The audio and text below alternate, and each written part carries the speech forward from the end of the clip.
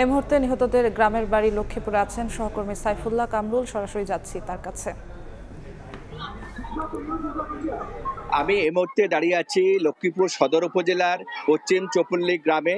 আপনারা জানেন আজ সকালে নোয়াখালী লক্ষ্মীপুর আঞ্চলিক মহাসড়কের বেগমগঞ্জ অংশে সড়ক দুর্ঘটনা যে 7 জন মারা গিয়েছে, তার মাঝে এই বাড়ির 6 জন আছেন। এই 6 জনের মাঝে এই 6 জনের মৃত্যুতে এই বাড়িতে এখন চলছে শোকের মাতম। আসলে এখানে যে অবর্ণনীয় যে যে শোক চলছে সেটা প্রচার করা মানে বলার অপেক্ষা রাখে না। ইতিমধ্যে এই বাড়ির যে বাহারুল্লাহ সে ওমান থেকে আসার পথে আজকে সকালে যে দুর্ঘটনা পতিত হয় সেখানে তার নানু মারা গেছেন ফয়জন নেসাকে আজকে সকালে চৌপল্লীতে জোহরের নামাজের পরে তার দাফন সম্পন্ন হয়েছে। এখন এই বাড়ি যে বাকি 6 জনের কবর খোলা সম্পন্ন হইলো, এখন দাফন করা হবে 4 জনকে।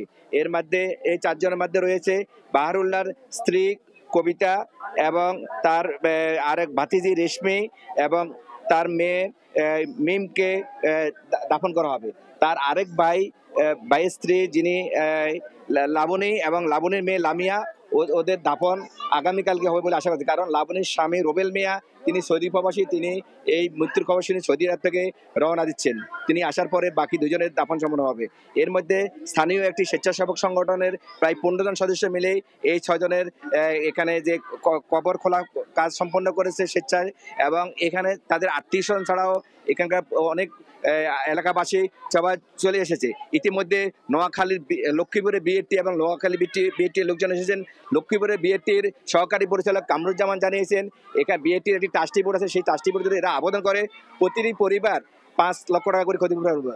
এই ছিল লক্ষ্মীপুরের সড়ক দুর্ঘটনা সংক্রান্ত আমার কাছে সর্বশেষ তথ্য। লক্ষ্মীপুর থেকে যুক্ত হয়েছিলেন সহকর্মী সাইফুল্লাহ কামরুল।